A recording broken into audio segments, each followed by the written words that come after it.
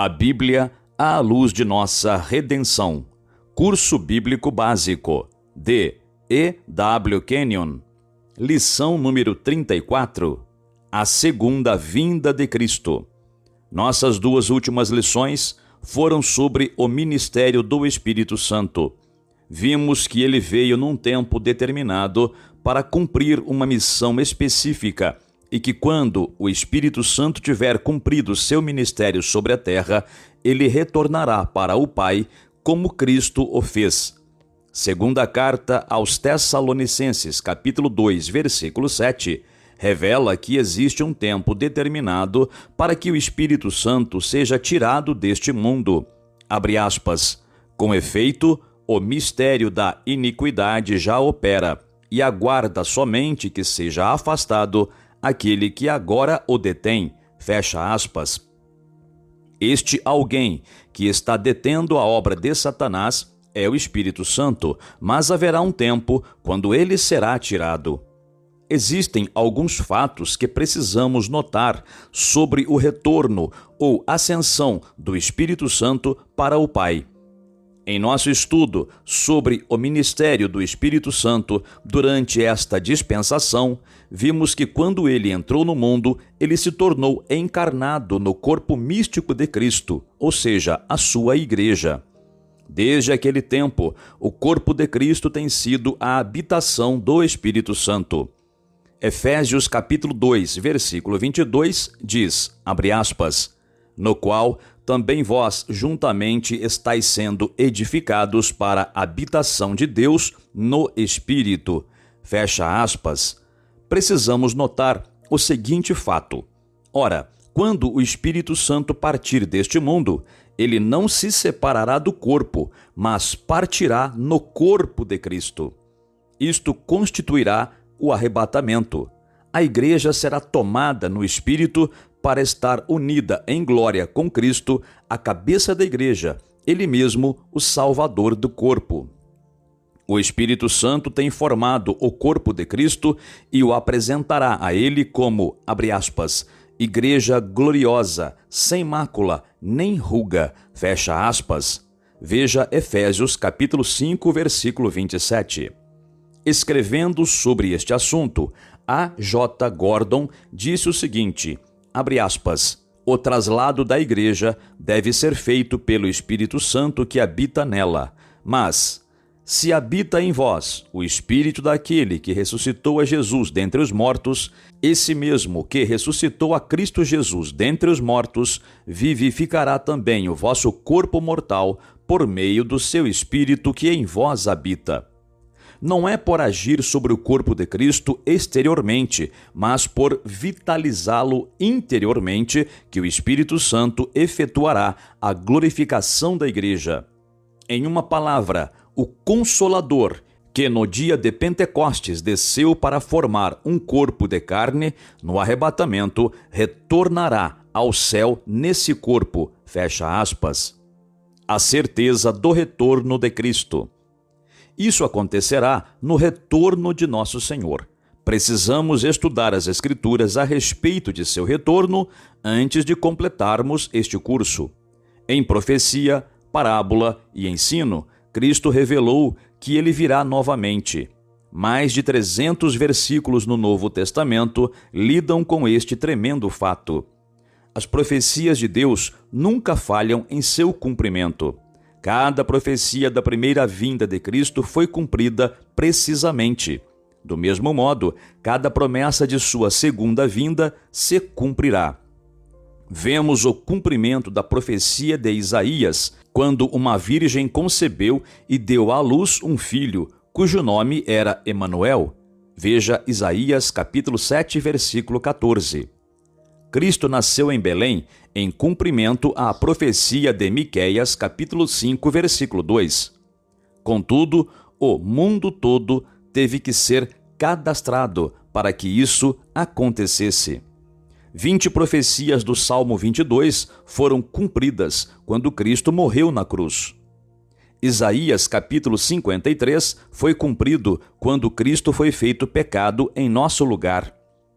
O Espírito Santo revelou esses eventos aos profetas do passado, centenas de anos antes de Cristo vir.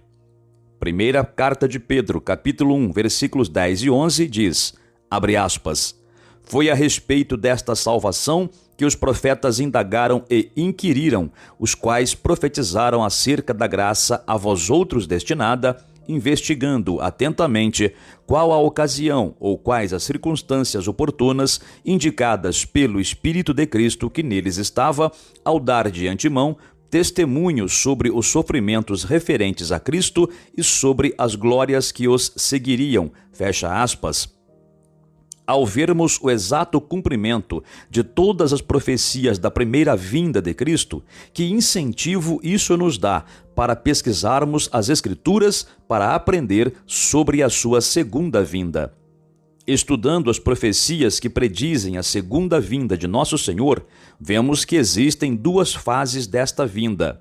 Primeira fase, o arrebatamento, no qual a igreja é arrebatada para se encontrar com o Senhor Jesus nos ares e, segunda fase, a revelação de sua vinda à terra com sua igreja em uma manifestação de seu poder e glória, quando, abre aspas, todo olho o verá, fecha aspas. Nesse tempo, ele estabelecerá seu reino na terra por 1000 anos. O que acontecerá no arrebatamento? O Espírito Santo, através do apóstolo Paulo, nos dá uma descrição surpreendente do que acontecerá quando Cristo retornar. Sua vinda afetará cada membro do corpo de Cristo, estejam eles com o Senhor ou vivos, aguardando o seu retorno. Primeira carta aos Tessalonicenses, capítulo 4, versículos 15 ao 17, diz, abre aspas, isto vos dizemos pela palavra do Senhor, que nós, os que vivermos, os que formos deixados até a vinda do Senhor, de modo algum precederemos os que já dormem. Porque o Senhor mesmo descerá do céu com grande brado, com voz de arcanjo e com trombeta de Deus, e os mortos em Cristo ressuscitarão primeiro. Então nós, que estivermos vivos e formos deixados, seremos arrebatados em nuvens juntamente com eles ao encontro do Senhor nos ares. E assim ficaremos sempre com o Senhor. Fecha aspas. Tradução brasileira.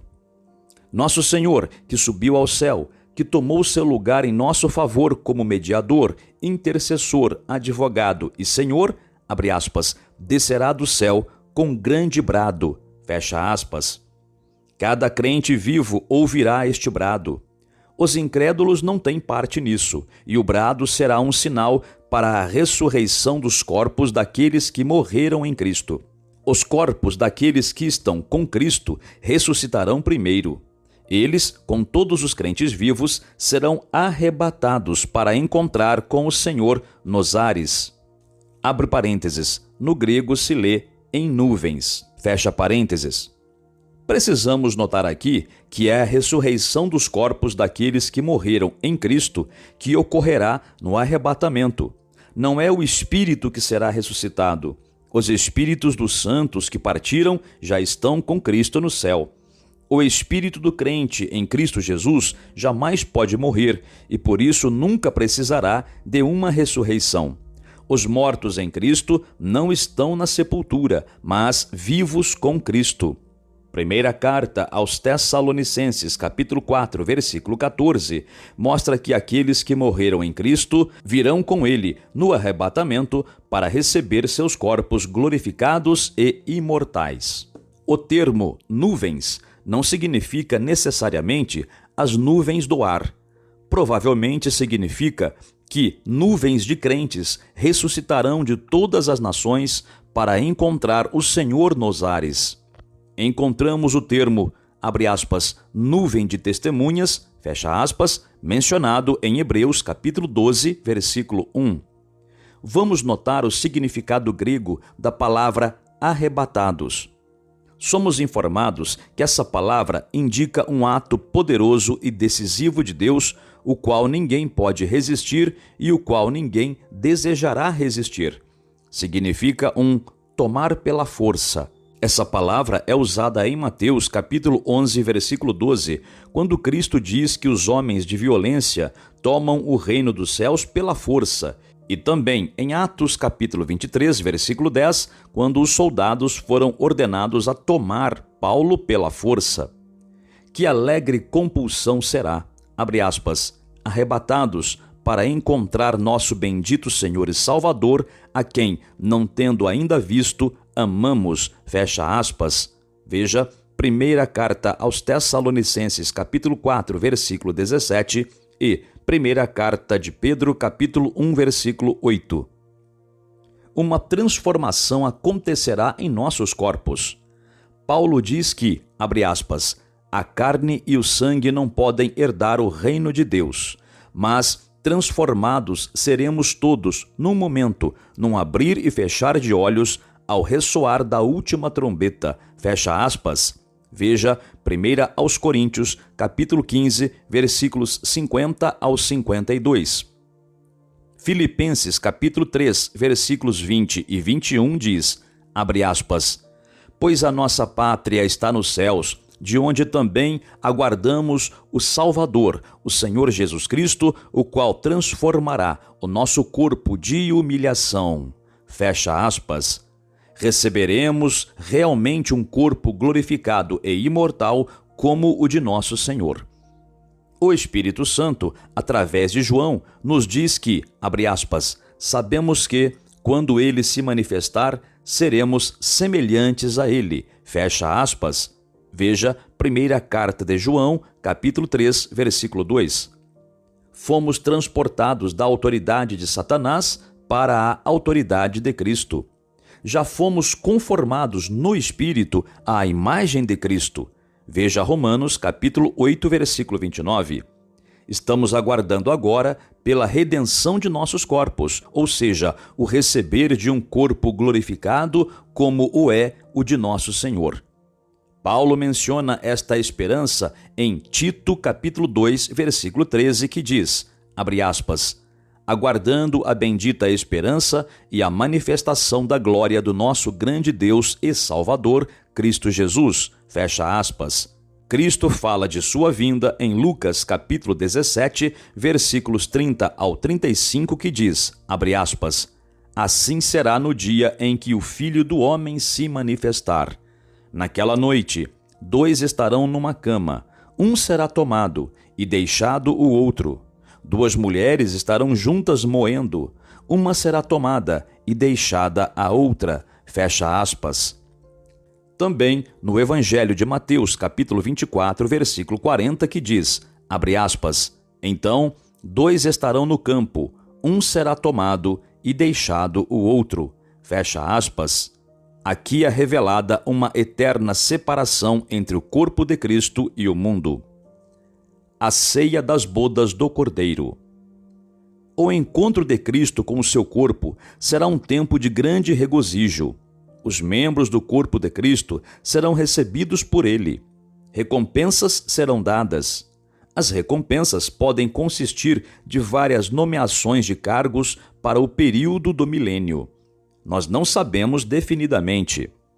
Segunda carta aos Coríntios, capítulo 5, versículo 10, diz, abre aspas, porque importa que todos nós compareçamos perante o tribunal de Cristo, para que cada um receba segundo o bem ou o mal que tiver feito por meio do corpo. Fecha aspas. Romanos, capítulo 14, versículo 10, diz, abre aspas, mas tu, por que julgas teu irmão? Ou tu também, por que desprezas teu irmão? Pois todos havemos de comparecer ante o tribunal de Cristo. Fecha aspas. Este encontro é chamado de a ceia das bodas do Cordeiro. Apocalipse, capítulo 19, versículos 7 e 8 diz, abre aspas, alegremo-nos, exultemos e demos-lhe a glória, porque são chegadas as bodas do Cordeiro, cuja esposa a si mesma já se ataviou, pois lhe foi dado vestir-se de linho finíssimo, resplandecente e puro, porque o linho finíssimo são os atos de justiça dos santos. Fecha aspas. Apocalipse, capítulo 19, versículo 9 diz, abre aspas, Então me falou o anjo: escreve: bem-aventurados aqueles que são chamados à ceia das bodas do Cordeiro. Fecha aspas. A ceia do Cordeiro terá a duração de alguns anos. As pessoas espiritualmente mortas continuarão a viver sobre a terra. Enquanto isso, a tribulação profetizada por nosso Senhor estará acontecendo na terra. A vinda do Anticristo. A vinda do Anticristo será dirigida por Satanás, que foi lançado à terra. As seguintes escrituras se referem a esta grande tribulação. Isaías, capítulo 26, versículos 16 ao 21 e Isaías, capítulo 27, versículo 1. Percebemos o silêncio das epístolas a respeito do assunto da grande tribulação. A grande tribulação não é mencionada em nenhuma das epístolas, pois ela não afetará o corpo de Cristo. Das palavras de nosso Senhor em Mateus capítulo 24, versículos 21 ao 30, parece claro que a maior tribulação que o mundo jamais conheceu acontecerá e especialmente cairá sobre os judeus pouco antes da vinda de Cristo em glória em sua revelação. Durante este período da grande tribulação, o anticristo aparecerá. A palavra anticristo é usada somente por João. Contudo, outras escrituras se referem especificamente a ele. Paulo refere-se a ele como o iníquo e também o homem da iniquidade e o filho da perdição. Veja 2 aos Tessalonicenses capítulo 2.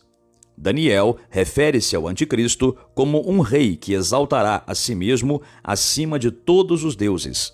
Daniel capítulo 11, versículo 36 diz, abre aspas, este rei fará segundo a sua vontade e se levantará e se engrandecerá sobre todo Deus. Contra o Deus dos deuses falará coisas incríveis e será próspero até que se cumpra a indignação, porque aquilo que está determinado será feito, fecha aspas. Parece que o anticristo será uma espécie de Cristo.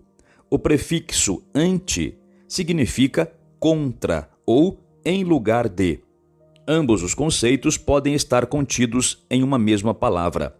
Westcott diz que esta palavra, anticristo, significa muito mais do que o adversário de Cristo.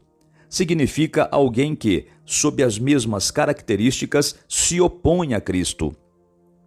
Durante a tribulação, nem um único crente será deixado sobre a terra.